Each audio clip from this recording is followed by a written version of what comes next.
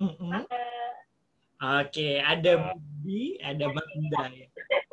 Dan di sini Ini kembaran nih, merah-merah ya, bukan melekan ya. saya melekannya kan nyambung ke kepala. Oh, nyambung ya. Oke, keluarga Gracia, Budi dan Magda ini salah satu orang yang memang mungkin bisa dikatakan ya memiliki event organizer, dan kita mau kepo-kepoin nih. Artinya mungkin bisa share ke seluruh pendengar. Kadang-kadang mereka bingung, nggak pandemi aja seperti tadi yang sudah dikatakan, yang bingung gitu. Apa sih yang harus dipersiapkan? Nah, Budi dan Magda ini kan memang berkecimpung dalam dunia event organizer. Kira-kira sebelum share lebih dalam lagi tentang topik kita siang ini, kira-kira apa sih yang mendasari buat kalian berdua gitu ya, menekuni profesi sebagai event organizer? Coba koko aja. Oke, Budi ya, Budi. Ini saya tiga. Buat yang tadi depan. Kasihan ribut apa? Ya sebenarnya awalnya nggak sengaja sih. Awal kecemplungnya tuh nggak sengaja. Karena kita sering bantuin nikahan teman. Teman berapa kali di nikahan teman, terus jadi kayak keterusan gitu ya, dan entah kenapa ada cap WO gitu di kepala kita, dia bilang, kamu kan pernah ngurusin kawinannya si Anu. Nah, dari situ tuh kita mulai cobain ngurus pernikahan. Pertama, big project pertama yang ngurus punya sendiri sih. Oh, ngurus sendiri ya? Punya sendiri, sama ada satu klien pertama kita yang waktu resmi kita punya nama, hari itu dia nikahnya sesudah kita, tapi kita mulai ngurusnya sebelum nikahnya kita gitu tuh. Iya. Waktu itu kan kita dia nikah Juni, saya ingat banget. Tahunnya sama. Ya tahu juga kalau kita tuh mau marriage, sengaja kita diam-diam dulu gitu ya, buat rahasia doang. Dari situ terus mulai yang klien buat ngurus sendiri, terus ngurus klien pertama itu orang kayaknya mulai aware sama kita. Jadi di situ ditanyain, kok kayaknya ngerti banyak ya, emang WO tak? Jadi kita cerita apa adanya. Iya. Ngurusin. Ya udah terus satu, 2, 3 itu udah terus sampai sekarang, sampai 11 tahun ya. Ya 11 tahunan kita jalan. Gitu, sampai keterusan. Tapi sambil berjalan waktu ya istri saya ngerasa memang kita senang sih ngurusin begituan, ya udah dilanjutin sampai sekarang. Gitu ceritanya Abang. Jadi memang dari ngurus pernikahan sendiri, kemudian juga akhirnya berjalan terus gitu ya, sampai berapa tahun? 9 tahun ya? 11 dari 2019. Iya. Oke. 2009 sampai sekarang. Iya. Dari 2009. Oke, sebenarnya kalau misalnya mungkin keluarga Gracia mau tahu juga ya, WO tuh sebenarnya apa aja sih tugas yang mungkin jadi bagian WO itu gitu?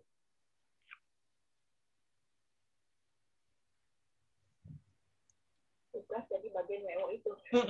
Apa aja sih? Sebenarnya WO lebih ngatur ke lebih ke timekeeper untuk semua vendor sih, untuk prepare-nya dari Hamin belum, mungkin dari si klien belum pilih vendor, terus sampai sesudahnya, sampai di hari H-nya, mungkin lebih ke timekeeper, lebih ke prepare, lebih ke perjalanan jalannya si acara itu sampai sukses, sampai lancar, sampai pokoknya nggak ada apa-apa, si keluarga sama si pengantin juga nyaman gitu tuh. Ngejalanin ini nih impian gue, jadi gue tuh emang benar-benar mewujudkan impian gue bersama pasangan gue gitu tuh Bang. Jadi itu kita tugas itu bikinnya, antara pasti bikin mood mereka selalu happy, keluarga juga selalu happy. Kan kalau misalkan nggak ada WO, anggap nggak ada WO kan kayaknya ini belum, itu belum, harus ngurusin ini, itu kan udah bete sendiri kan, udah pasti moodnya hilang.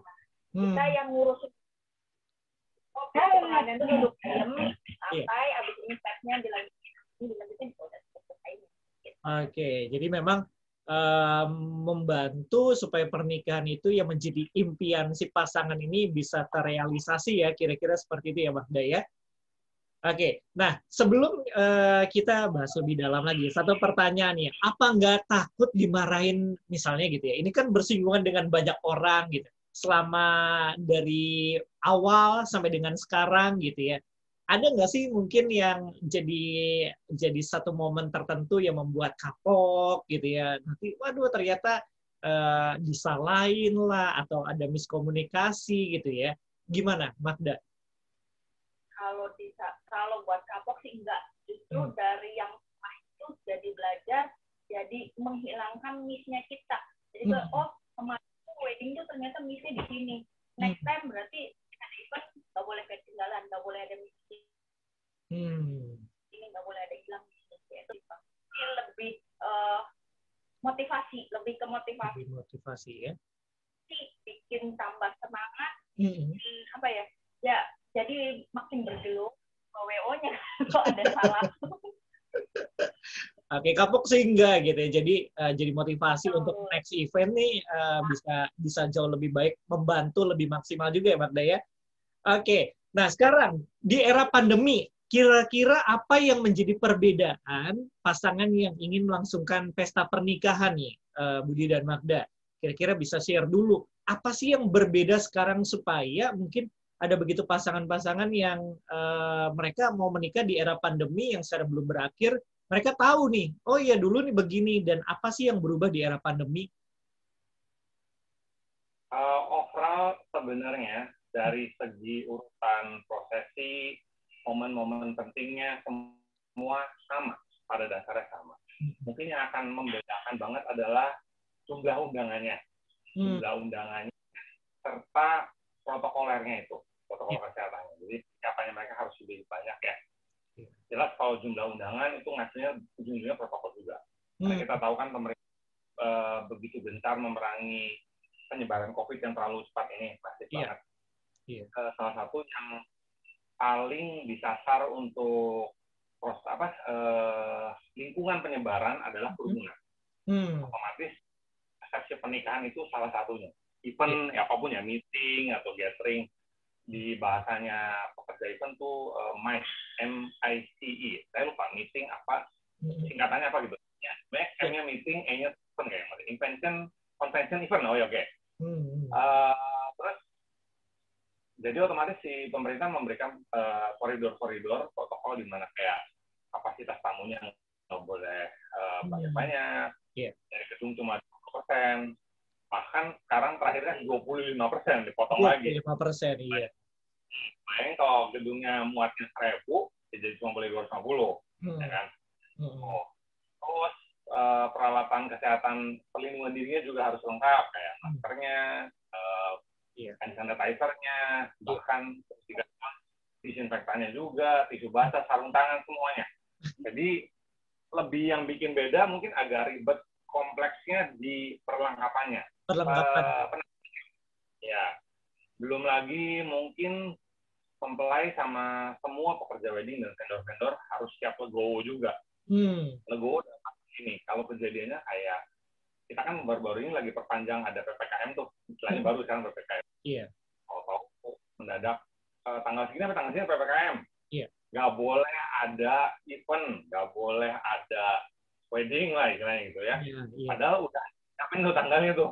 Udah disiapin tanggalnya, undangan sudah disebar, ternyata pemerintah bilang begitu. Nah, itu yang mau nggak mau kita harus berpikir ulang, kita bikin plan B, C, D, dan selanjutnya. Schedule, ternyata mundur, tanggalnya mundur. Postpone dulu lah. Batalin sih, cuma mundur. Otomatis kan jadi mempelai harus berlapang dada, aduh tanggalnya jelek ya, tanggalnya nggak sesuai tanggal pertama. Paling lebih kayak gitu. Artinya, untuk secara prosedural dari pagi, acara demi acara, proses panding-pandingnya semua sama. Nggak ada yang berbeda. Itu sih. Oke, jadi memang secara equipment aja kali ya yang mungkin harus lebih lengkap ya. Nah, kira-kira kalau misalnya pasangan tersebut kurang apa ya, memperhatikan hal tersebut, apakah WO bisa artinya mendorong atau dalam tanda kutip memaksakan si mempelai itu mengingatkan bahwa ini penting loh. Tetapi kalau misalnya mempelai itu tidak memperhatikan hal tersebut, kira-kira bagaimana peran dari WO? Marahin.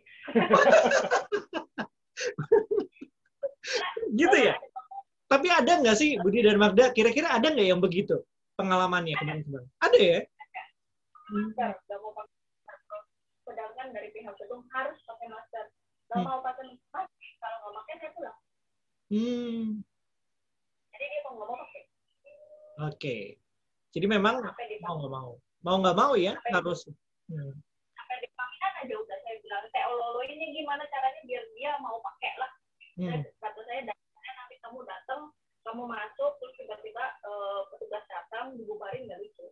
Lebih baik kamu jalan aman sampai depan kamu lepas. Ya, gimana caranya biar si pengantin ya tetap udah pikir lah terus tetap jaga mood. Intinya selama pandemi moodnya pasti bentar-bentar emosinya lumayan karena dapat masker pasti harus ribet terus orang ya emosinya agak lumayan terganggu kalau lagi pandemi.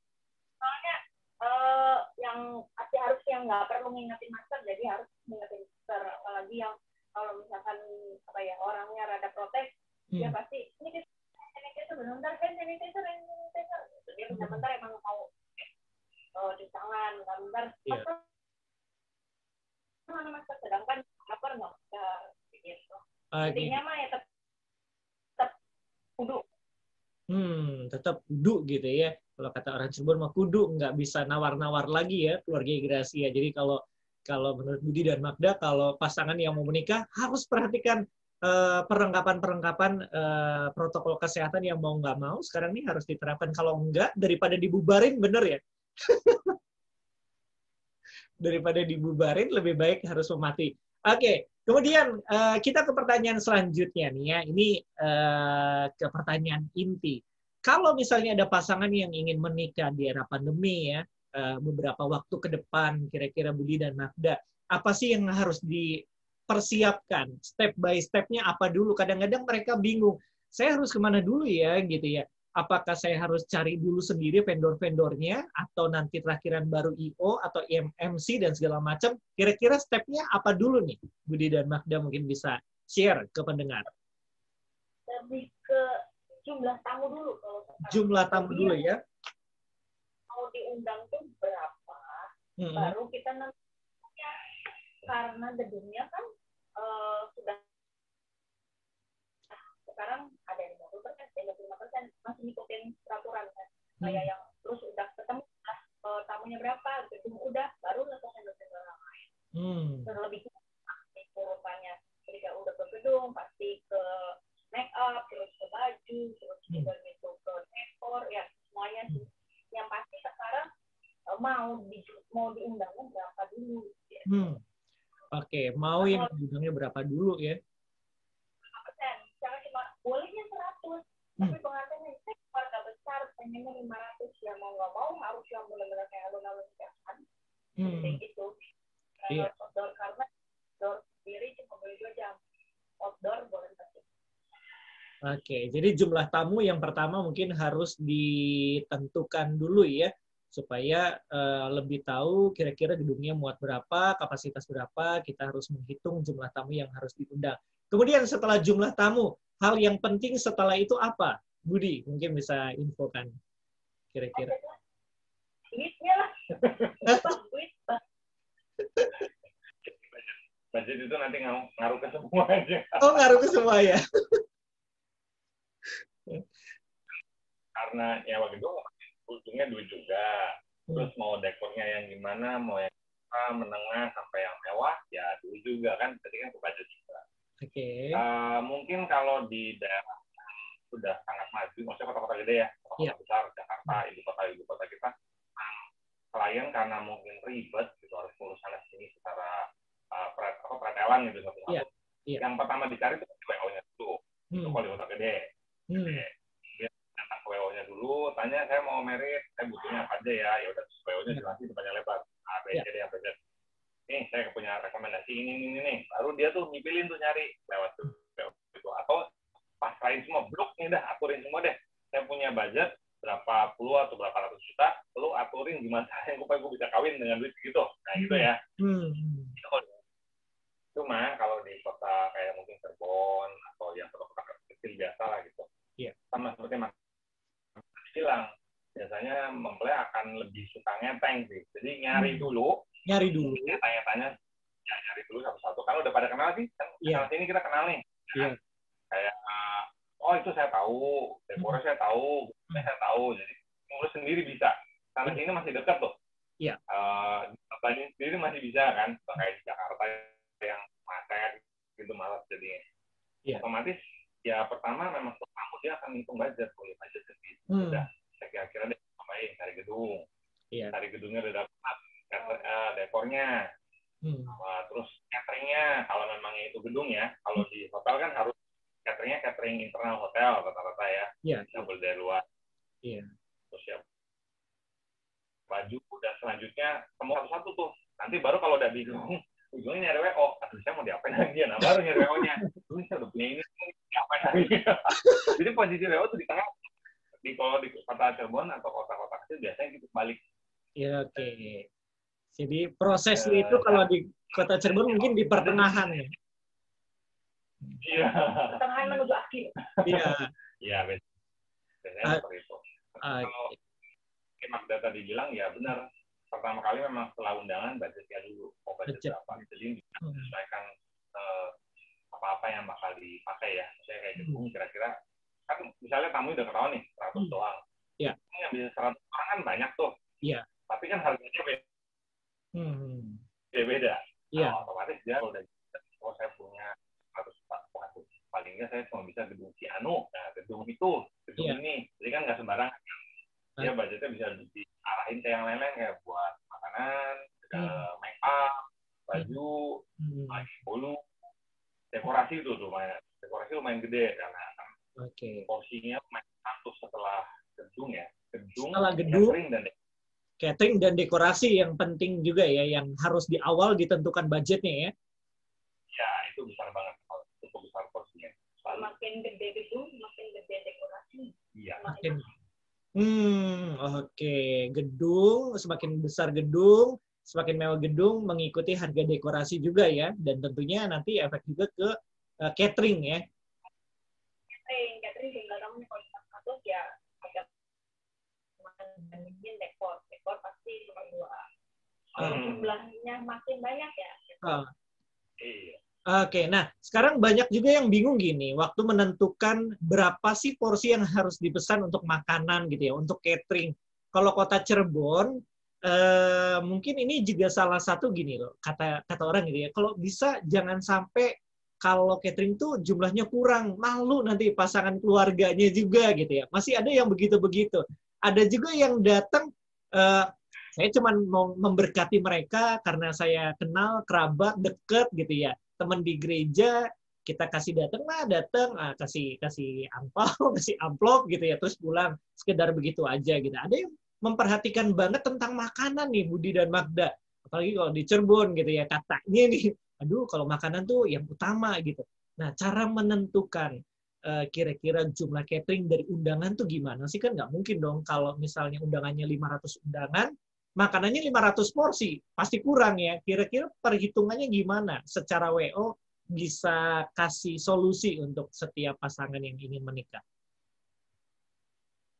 Waktu sebelum pandemi mah dari jumlah undangan dikali 150 itu jumlah makanannya. Makanan utama. Kalau misalkan kayak model stol, pondokan kayak gitu mah cuma 10% dari jumlah undangan itu oke, karena namanya pondokan pemanis, welcome drink ada gitu. Cuma selama nih balik lagi karena kita menghitung orangnya, jadi makanannya dikasihin paling dilebihin sekitar 30%. Oke, iya. Jadi penghitungannya seperti itu ya, supaya nanti nggak kurang gitu. Karena kan kalau pandemi itu sudah dihitung orangnya berapa, dan rasanya di H-3 tuh suka ada yang kayak keluarga tuh tiba-tiba nggak datang, tiba-tiba ada peraturan baru yang harus antigen dan segala macam, jadi nggak datang. Per yang tidak perfect itu aman. Oke. Berarti sebenarnya dengan kata lain kalau di era pandemi lebih bisa ditentukan dong ya jumlah untuk pesan cateringnya daripada sebelum pandemi. Iya. Betul ya gitu ya. Lebih mudah menentukannya. Biasanya kan kayak udah lebih ke megaan ya, lebih ke schedule dibandingin kayak dulu kan Cirebon kan terkenal pesanan, kalau pesanan kan hitungannya misalkan 2 orang, kadang 1 orang datangnya ke komplek-komplek ke rumah, itu 1 kali 25. Nah, yang 1 orang datangnya 1, ada yang kayak tadi abang bilang datang cuma naruh pulang, terus dikali 1,25. Oke, jadi itu perhitungan-perhitungannya yang supaya bisa kalau pesen catering nggak kurang gitu ya. Nanti katanya kalau kurang malu keluarganya ya. Oke, keluarga Ignacio mungkin Anda yang ingin menikah dalam waktu dekat ataupun dalam waktu beberapa bulan beberapa bulan akan datang gitu ya. Dan Anda masih bingung, perlu sebuah solusi, keluarga Gracia kira-kira bisa tanya juga sih yang hari ini lewat 0817-222-959 ya, atau 205-300.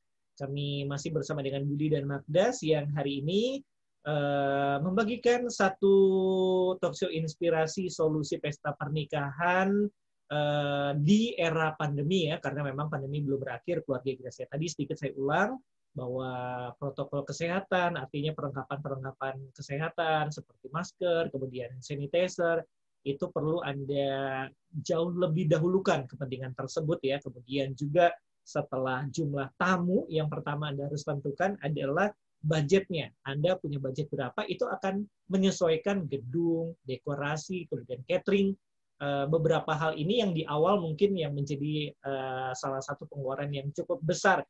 Oke, kemudian berikutnya nih Budi dan Magda. Apakah budget yang besar pasti menjadi sebuah pesta pernikahan yang elegan, yang mewah gitu? Atau mungkin ya yang penting sederhana, bisa kok tetap kami membantu sebagai WO punya kesan yang tidak pernah dilupakan sepanjang kehidupan pesta pernikahan di awal gitu. Gimana Budi dan Magda? Oke, ini bias sih sebenarnya, tidak bisa dijadikan patokan baku.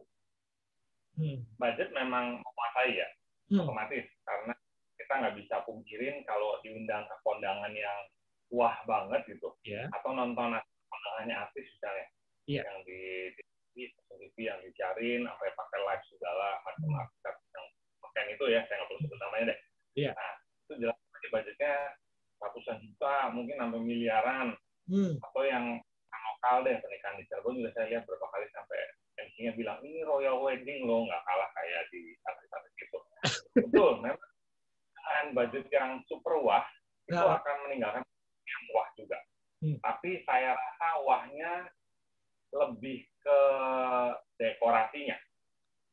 Ya, dekorasi baju dan dananya, dan mungkin cateringannya misalnya. Kalau cateringannya dari mana gitu ya, undang cateringannya jauh, yang mahalnya nggak kira-kira di kota. Walaupun sebenarnya mungkin bagi orang Cirebon ya memang enak, kalau enak ya makanannya enak gitu kan, nggak biasa. Ya cuma sekali, kalau makanan udah ditelan enak lewat ya udah gitu tuh, udah gitu aja. Kesan yang terkesan adalah dekornya itu keren banget ya, megah sekali gitu. Dari sisi pengantinnya sendiri, saya cuma mau lihat dia memang akan berkenang, betul pernikahan saya paling wah, paling heboh lah setahun itu gitu katanya, karena dekornya gede banget, semua tamu mengaku. Tapi saya nggak ingin encourage juga buat calon mempelai, kalaupun Anda dengan budget yang tidak seberapa besar, tidak bisa membuat pesta semegah-megahnya, bukan berarti nggak bisa berkesan. Kan yang penting, saya pribadi berpikir, nikah itu yang penting berkesannya bukan buat tamunya doang loh, tapi buat dianya, buat mempelainya. Ya, impiannya seperti apa buat si mempelainya, atau mungkin keluarganya. Bahkan saya rasa lebih fokus ke mempelainya. Kita kan memang kalau pesta nyenenginnya nggak nyenengin diri sendiri, nyenengin orang tua juga kan. Nyenengin orang tua. Orang tua tuh kayaknya, saya pengen undang teman-temannya gitu kan, supaya waktu kita nikah, bayangin deh, pasti tamunya 80% tamu orang tua. Tamunya kita dong. Iya. Apalagi kalau di Cirebon gitu ya. Kalau kita lihat budaya ya banyak orang tua juga ya. Tamu orang tua. 1.200 teman kitanya, 800 teman orang tua juga. Nah, tapi paling enggak kita siasatin dengan budget yang terbatas itu bukan dari tampak luarnya, tapi apa yang dirasakan sama mempelainya. Caranya gimana? Ciptain momennya. Jadi misalnya kalau dekornya memang biasa aja, kita cari cari fotografer yang pintar memanipulasi supaya itu terlihat tidak biasa. Atau tukang video, ya kan? Videografernya ada kali sesi-sesi foto di pagi harinya, ataupun waktu candid-candidnya, waktu di gerejanya, itu otomatis yang bikin akan momen itu teringat dan berkesan. Lalu susunan acaranya mungkin tetap ada protokol susunan acara yang standar itu doang kan, kayak mungkin potong bolunya yang doa ya begitu, sopan begitu. Tapi mungkin ada momen-momen yang unik, itu yang kita pikirin bersama dengan klien, mau nggak kalau begini, mau berani nggak kalau begitu, nah, gimana kalau nanti paginya dibikin begini. Nah, itu tuh yang bikin berkesannya. Jadi budgetnya nggak gede pun, tetap si mempelainya tuh keinget terus. Ingat, dan mungkin yang ingat nggak cuma mempelai, entah biasanya keluarganya ingat, oh ya lucu ya lagi paginya rame ya. Plus tukang foto atau videonya, videografer, mereka protes lagi. Tukang video, fotografer sama videografernya bisa menciptakan momen atau merekam momen yang nggak lazim. Jadi yang pinternya, ya candid-candid yang bagus. Sekarang kan lagi trennya candid. Iya. Bahkan saya ingin mengutip satu kalimat, ada tukang lagi. Dia punya tagline, kalimatnya saya suka banget loh, kalimatnya bagus gitu. Sehebat apapun pernikahan Anda, semewah apapun pernikahan Anda, semegah apapun dekorasi Anda, yang tersisa dari sebuah pernikahan adalah apa? Foto saja. Foto ya. Tinggal dan video mungkin. Kalau video kan, mungkin orang kadang-kadang nggak suka lihat video, tapi kalau foto kan banyak tuh. Banyak ditaruh di album atau ditaruh di file, upload ke sosial media lah. Dan jadi menurut saya tipsnya itu, kalaupun budgetnya kurang, jangan takut tidak berkesan. Gimana mempelainya kepengen diapain, dirubah seperti apa, tapi nggak bisa maksain diri juga loh ya. Kadang kan memang budgetnya mentok, kita berusaha adjust, penyesuaian, tapi mempelai saya maunya harus begini. Nah, itu yang kita memang harus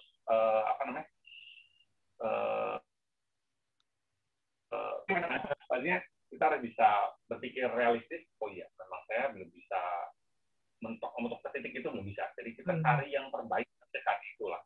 Yang penting tetap ada kesannya. Oke, wih, keren banget ya share-nya nih ya, bahwa memang bisa aja, nggak harus budget yang mahal. Budget yang mahal mungkin akan mendukung ya, seperti tadi baju pernikahan, gedung, dekorasi, lebih ke arah itu ya. Tapi setiap momen itu yang menjadi satu impian pernikahan mereka, itu yang mungkin bisa menjadi satu titik di mana itu yang nggak pernah terlupakan ya. Nah sekarang saya mau nanya sama Budi dan Magda ya. Kalau misalnya ini kan kita bicara di budaya di kota Cirebon lah, ketika orang menikah gitu ya. Katanya menikah tuh kan nggak cuma nikahin anak keluarga yang lain gitu ya. Kalau di Cirebon tuh katanya kalau nikah tuh termasuk sama keluarganya juga. Artinya menyatukan dua keluarga yang berbeda juga. Dan ini akan jadi kesulitan juga kadang-kadang. Budi dan Magda mungkin punya pengalaman sendiri nih. Kira-kira gitu ya dalam pesta pernikahan. Kalau ada request dadakan gitu ya, kira-kira lebih memperhatikan keinginan mempelai atau orang tua salah satu pasangan, misalnya anaknya mau begini nih yang nikah gitu ya, pasangannya yang pasangan tersebut menginginkan seperti A gitu ya, artinya momen A, tapi ternyata orang tuanya nggak mau atau dadakan jangan begini, lebih baik begini. Kira-kira gimana kalau ngatasin hal seperti itu?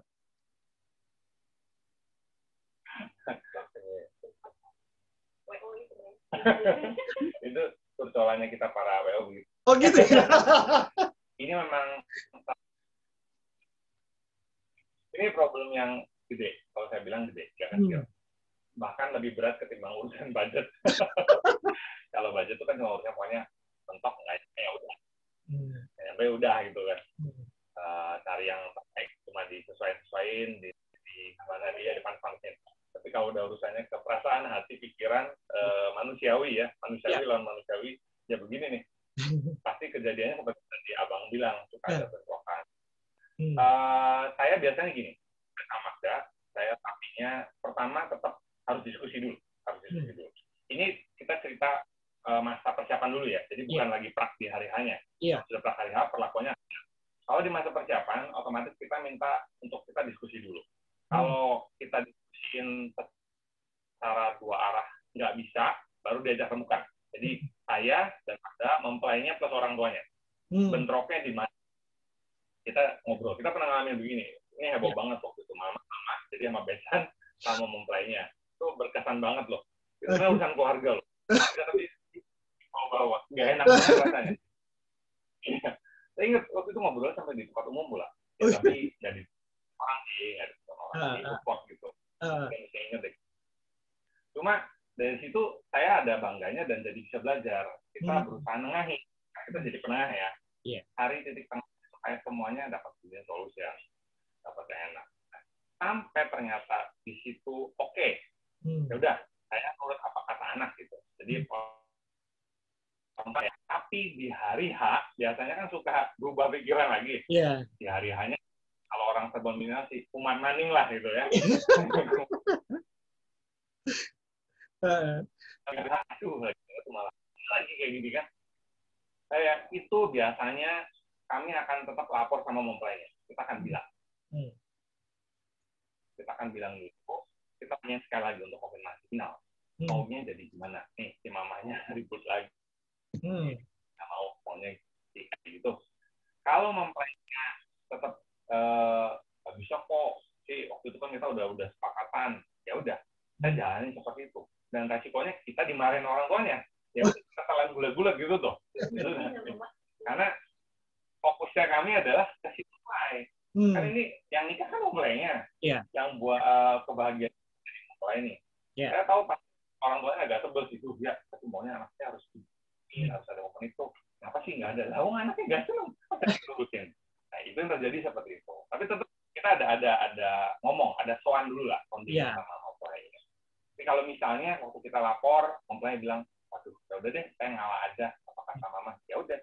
Waktu dibilang begitu, saya balikin lagi ke orang tuanya. Saya nggak mau nyerah gitu aja dong. Saya bilang ke orang, Om, Tante, ini saya udah bilang sama anaknya.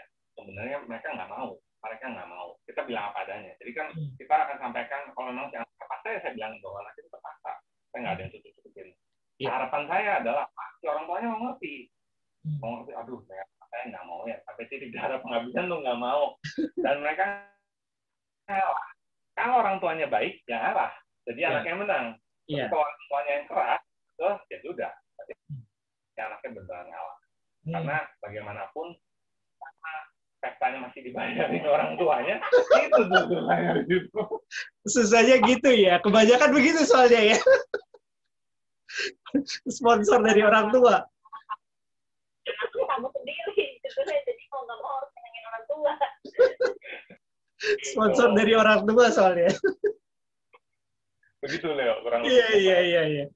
Oke, seru juga ya karena memang ya itu ya antara orang tua, besan, terus juga mempelai gitu ya. Dan hari H biasanya lebih crowded lagi ya. Bayangkan kalau misalnya merubah dadakan di hari H itu, aduh udah bingung banget gitu ya. Nah kemudian buat Budi dan Magda di era pandemi seperti ini, apa nggak takut nih menjalani bisnis wedding organizer? Nah, seperti apa juga yang mungkin kan kalau kalian berdua kan nggak cuma berdua, artinya punya tim gitu ya sebagai tim WO. Kira-kira apa nggak takut gitu menjalani satu event di era pandemi seperti ini, dan bagaimana juga Budi dan Magda nih bisa bisa mengelola tim ini menjadi sebuah tim yang solid gitu. Saya lagi juru bicara. Dipasarkan jadi juru bicara. Nggak apa sama aja otaknya. Saya paling cerita dikit gini. Sebelum jawab yang pertanyaan pertama ya. Pertanyaan kedua dulu. Masalah solid. Kalau dibilang solid, saya memang bersyukur banget. Puji Tuhan lah. Kita punya tim yang loyal, solid. Maksudnya terus anak-anaknya juga gokil-gokil gitu, gila-gila semua. Walaupun tetap kita ngalamin sempat naik turun tuh ngalamin. Maksudnya dalam arti tidak semua teman-teman atau tim kita tuh ya tetap stay dari pertama. Dari pertama kali kita ada sampai sekarang aja udah berapa kali ganti tuh. Anggota-anggota lamanya udah pada pensiun lah, ada yang udah pensiun. Ya, ada yang mereka menempuh jalan sendiri, jadi memang dia sudah nggak sehat lagi. Iya. Dan kedua, rata-rata kan memang timnya kita tuh tidak 100% mengandalkan organizer sebagai penghasilan utama atau pekerjaan utama. Saya sendiri dan Magda mungkin juga. Kalau Magda iya, kalau saya mungkin nggak, karena saya ada pekerjaan tetapnya. Mengingat memang kalau di Cirebon, organizer khususnya internasional ya, international wedding, boleh dibilang ini curcolnya kita ya, para WO. Para WO internasional wedding. Beda sama tradisional loh. Di tradisional manajemennya beda. Saya nggak ngerti dari gimana ceritanya itu. Dan nggak mau kutip-kutip juga. Merek. Kalau di internasional tuh, di Cirebon, saya rasa semua WO akan berpendapat sama saya juga, tidak bisa jadikan sebagai mata pencarian utama. Iya. Jadi hanya secondary job. Nah, teman-teman tim kita juga rata-rata semua udah kerja masing-masing, jadi udah punya kerja tetap. Jadi mereka juga kadang-kadang, bukan kadang-kadang ya, saya beranggapan mereka juga melakukan ini sebagai sebuah hiburan, sebagai sebuah selingan di mana kerja sambil main. Iya, kerja sama main. Nah, kita selalu berusaha terapin sama anak-anak tuh, sama teman-teman. Kita boleh kerja dengan serius, wajib konsisten, fokus, tanggung jawab, tapi juga di bawah santai. Saya sama Magda juga nggak pernah yang sampai tangan besi gimana gitu sama anak-anak. Kalau memang ada kesalahan yang fatal, tetap kita harus tegur. Tapi kalau yang biasa aja kita masih bisa toleransi, ya udah. Paling kita kasih pengarahan. Banyak bercandanya lah. Boleh kalau dikasih anak-anaknya tuh kita baca gokil-gokilannya lah daripada harus. Nah, itu pertama untuk jaga kesulitan. Iya. Dan ya, teman-teman juga rata-rata mereka cukup aware sama kondisi pandemi sekarang, termasuk kami berdua juga.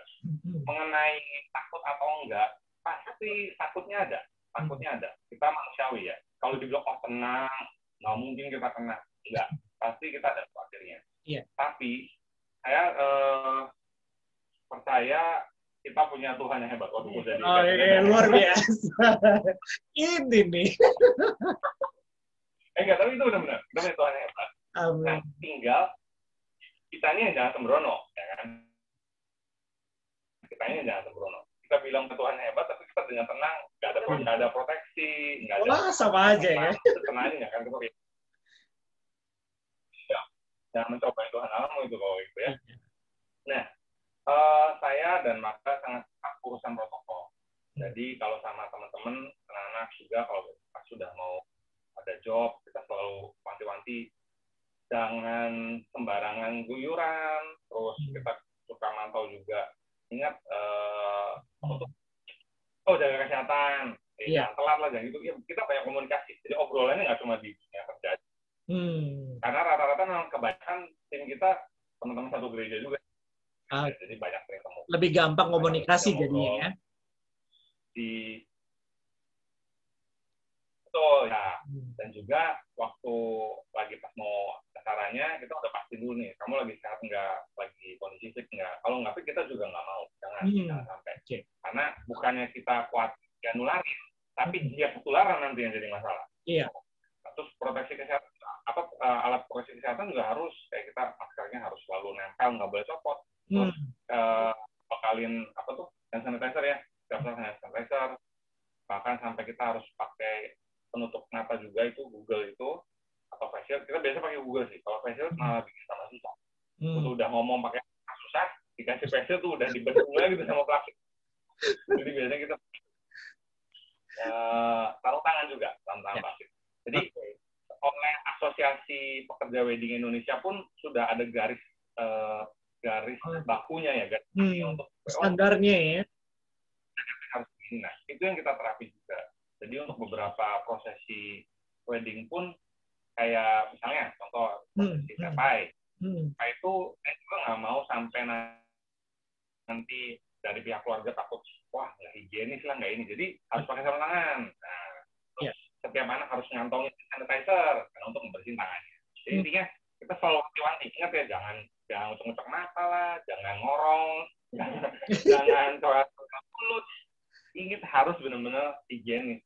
Selesai tugas pun kita kasih vitamin juga. Jadi biar mereka tuh jangan sampai ngedrop kondisi. Gitu. Ya, Jadi luar biasa. kita membentengi diri lah, Leo. Iya, iya. Tetap jaga-jaga apapun yang terjadi, sehebat apapun tubuh kita, sehebat apapun Tuhan kita, kalau kita mencobai ya masalah. Sama aja. Jangan kayak gitu ya. Iya, iya. Apalagi kalau WO kan capek ya, dari pagi, subuh, sampai malam selesai gitu ya. Butuh stamina yang cukup kuat ya.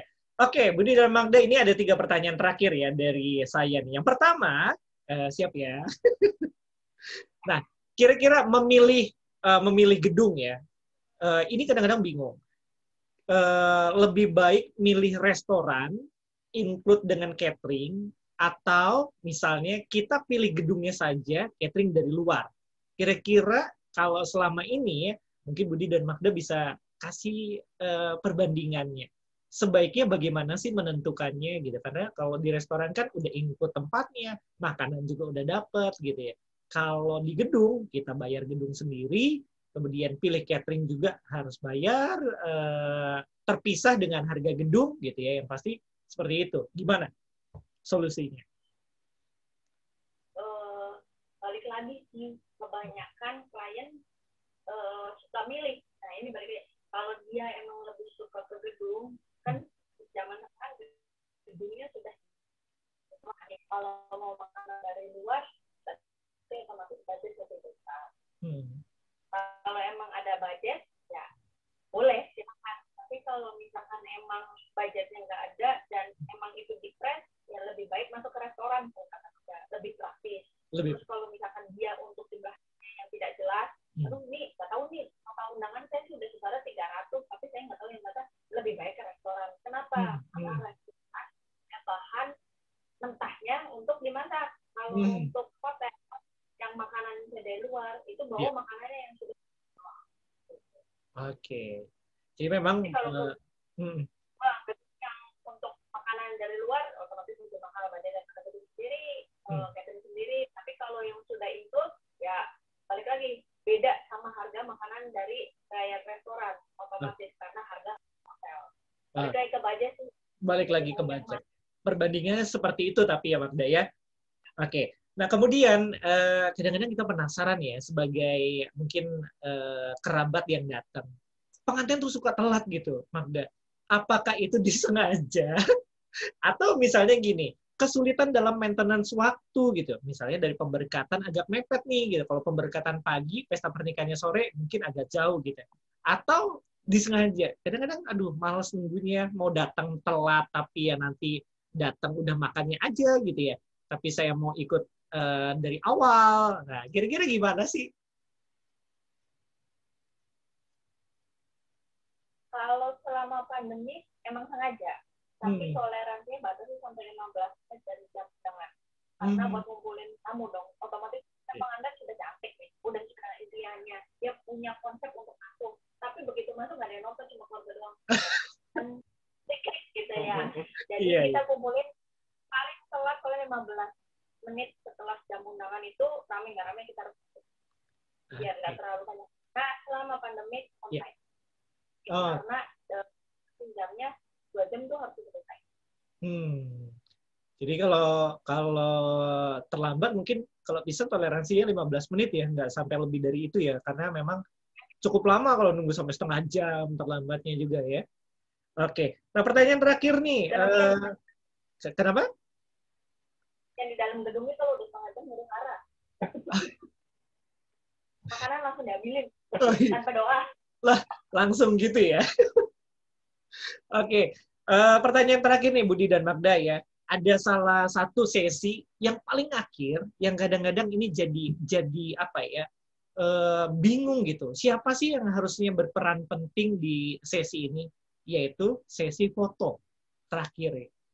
Yang menentukan adalah WO atau fotografer atau videografer. Kadang-kadang, kok nggak disuruh-suruh sih gitu ya? Kok yang woro-woronya bukan MC misalnya gitu. Kira-kira bagiannya siapa sih kalau di sesi foto terakhir itu?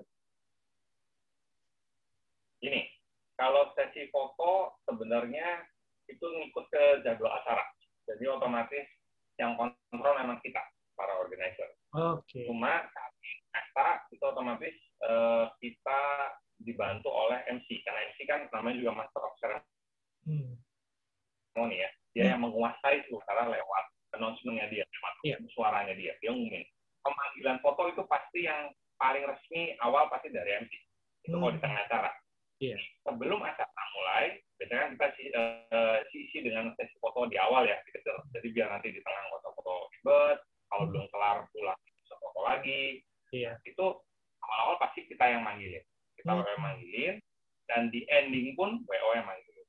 Nah, peran foto dan video di situ adalah mereka adalah yang lebih ngerti angle atau susunan terbaiknya fotonya seperti apa.